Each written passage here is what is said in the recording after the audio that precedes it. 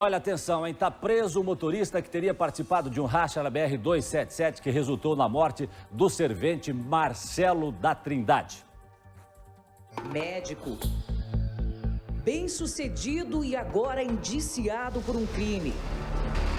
Quem é Ulisses Ribeiro, preso pela Delegacia de Trânsito e apontado como motorista que participou de um racha que terminou com a morte de um inocente? O que diz a família da vítima, ainda hoje, aqui no Balanço Geral.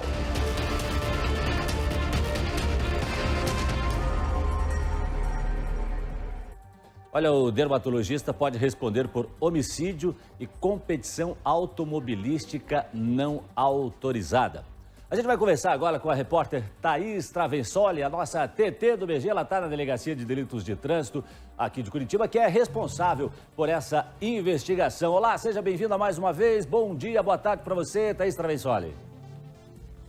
Oi, Jason, boa tarde para você, boa tarde a todos que nos acompanham. Pois é, o médico dermatologista Ulisses Ribeiro foi preso ontem num condomínio de luxo aqui em Curitiba. Ele é apontado pela polícia aí como o segundo suspeito de envolvimento nesse acidente que acabou causando a morte do trabalhador, né? Marcelo Trindade, de 48 anos, ele que trabalhava ali nas margens da BR e acabou sendo vítima deste acidente. Eu vou conversar ao vivo com o delegado, o doutor Edgar, que está à frente das investigações aqui na DDTran. Bom, doutor, o segundo preso, o que leva à prisão desse médico aqui em Curitiba? O que tem de elementos para essa prisão? Boa tarde. Boa tarde. A Polícia Civil, desde a prática do fato, iniciou um trabalho de investigação intensificado. Conseguimos contar com o apoio da Polícia Rodoviária Federal e a Secretaria Municipal de Saúde, de Trânsito. Foi produzida provas robustas, representamos pela prisão temporária desse indivíduo, pelo prazo de 5 dias, por mandado de busca e apreensão. Na data de ontem, demos cumprimento aos respectivos mandados. Encontramos o veículo e acusado em uma residência aqui na cidade de Curitiba. Ele foi conduzido até a nossa unidade policial, foi devidamente interrogado. Durante o interrogatório, ele confirmou que de fato era ele que estava dirigindo o veículo. No entanto, negou que estava praticando o racha e não se recorda da velocidade que se empregava. Afirmou também que não visualizou o acidente e também não tomou conhecimento do fato posteriormente. As provas produzidas pela Polícia Civil estão indo de encontro com os argumentos utilizados pelo acusado, principalmente as provas testemunhais. Temos 4 testemunhas oculares do fato, que nos afirmam que os veículos estavam praticando sim racha e estavam em alta velocidade. Estamos também de posse de laudos periciais do Instituto de Criminalística, que elaborou um laudo com excelência, relatando toda a dinâmica do acidente, inclusive a velocidade que esses veículos se empregavam no momento antes do acidente. O veículo Volvo, em um determinado trecho, chegou a atingir a velocidade de 179 km por hora e o veículo BMW a velocidade de 160 km por hora. Tá certo, doutor. Muito obrigada, viu, pelas informações. Para lembrar para quem está em casa, esse foi um caso que aconteceu no dia 13 de julho. Além do médico, que agora está preso preventivamente, né, uma prisão aí de 5 dias, além dele também já esteve preso Silvio Eduardo de Alencar, e que neste momento responde em liberdade. Volto com você, Jason. Ô, Thaís, então só para... eu quero até pedir para mostrar a imagem aqui, por favor, Bang. Mostra a imagem da família do Marcelo.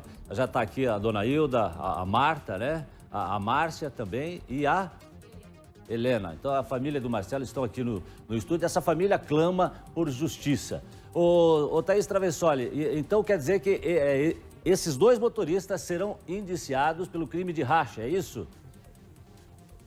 Até vou confirmar agora com o delegado, se nesse momento já dá para falar nesse indiciamento. Esses 2, doutor, serão indiciados, já dá para dizer por qual crime? Pelo crime de racha?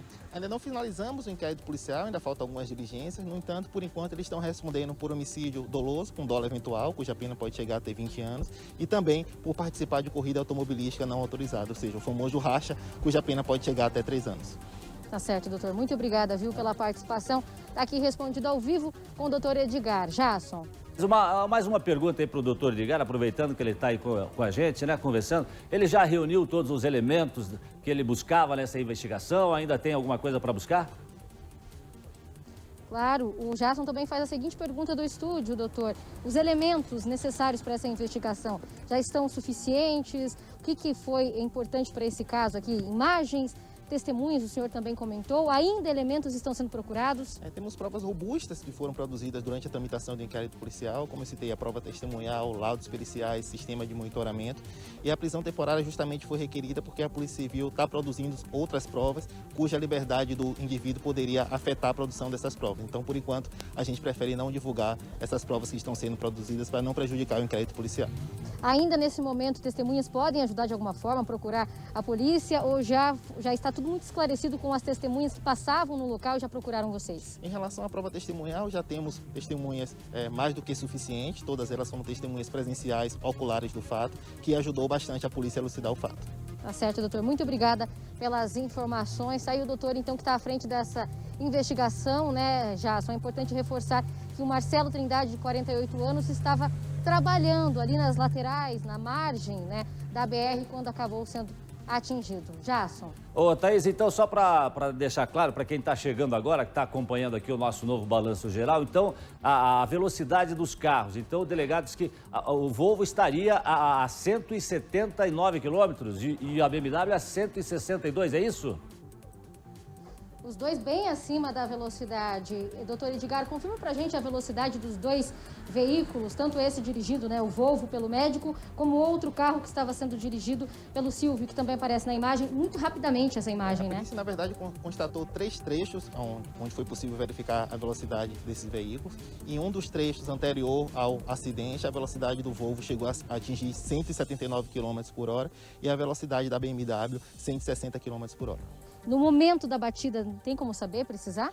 A polícia também constatou, segundos antes da batida, a velocidade dos veículos. Salvo engano, a velocidade mínima atribuída ao veículo BMW foi de 144 km por hora e o veículo Volvo, salvo engano, 160 km por hora. Numa rodovia em que a velocidade permitida é de quanto, doutor? A velocidade da via é de 80 km por hora, aliado a isso, é uma rodovia de intensa movimentação em horário de pico. Tá certo, muito obrigada, viu, doutor, pelas informações.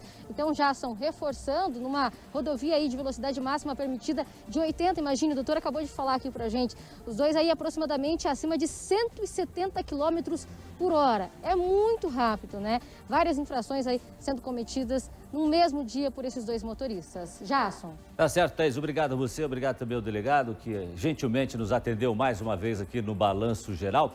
E agora eu quero mostrar mais uma vez aqui que a gente está com a família aqui do Marcelo Trindade, com a mãe, com as 2 irmãs dele e também com uma sobrinha dele. Já já nós vamos conversar com a família que clama por justiça nesse caso.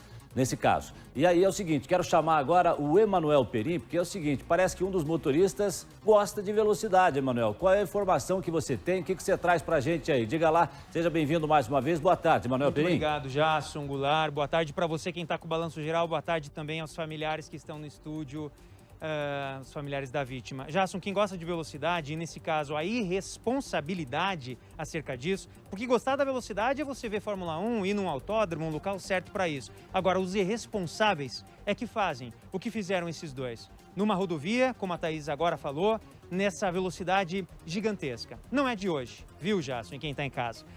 A gente tem informação que o Ulisses Ribeiro tem um vídeo que mostra ele no carro com os filhos se preparando para uma arrancada. Eu vou mostrar esse vídeo para você que está com o Balanço Geral, para você ter uma ideia do quanto isso já fazia parte da vida dele, esse tipo de postura. Vamos abrir o áudio para quem está em casa ver.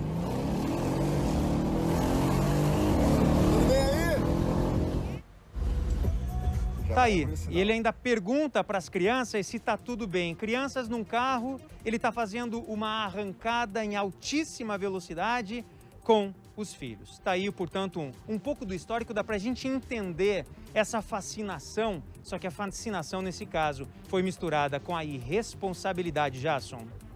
Pois é, Emanuel, realmente, eu vou pedir até o seguinte, Emanuel, vamos repetir esse vídeo? Vamos pedir para repetir esse vídeo? Vamos pôr de novo. Vamos lá, vamos pôr de novo com o áudio aqui, vamos ver, vamos prestar atenção aqui. Já vai abrir o sinal. Abriu!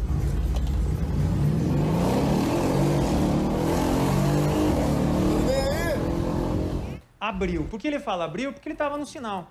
Quando abre o sinal verde, ele arranca de uma forma que as crianças, elas colam ali no banco. Jasson, eu posso estar errado, mas eu contei ali 2 crianças. Pequenas, muito pequenas. Ali, é difícil agora falar da idade, né? Isso teria que ver, mas são crianças que mal conseguem se colocar ali no banco do veículo. Uma situação absurda.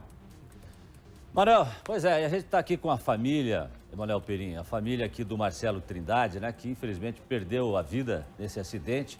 Ele estava trabalhando, né? Ali no canteiro, entre as duas pistas da 277. E eu tenho aqui a família do Marcelo Trindade. A Thaís Travessoli está com o delegado ainda, né? A gente... Seu nome é? Helena. Helena, né? E a Márcia é a irmã, a Marta é a irmã e aqui a dona Hilda. O que você gostaria de dizer para o delegado, Márcia, que você me falou? Quer que eu fale?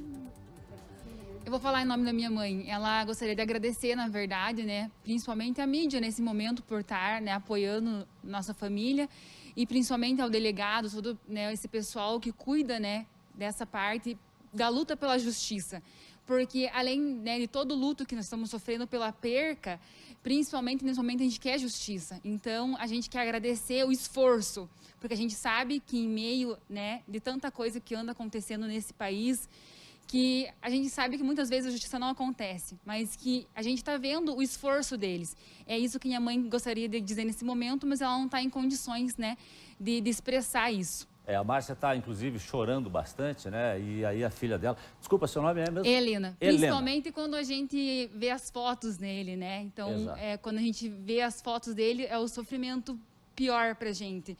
É a dor da saudade. A gente já vai continuar conversando aqui com a família, que está aqui no estúdio com a gente. Vamos saber também o drama da dona Hilda, da irmã Marta, né?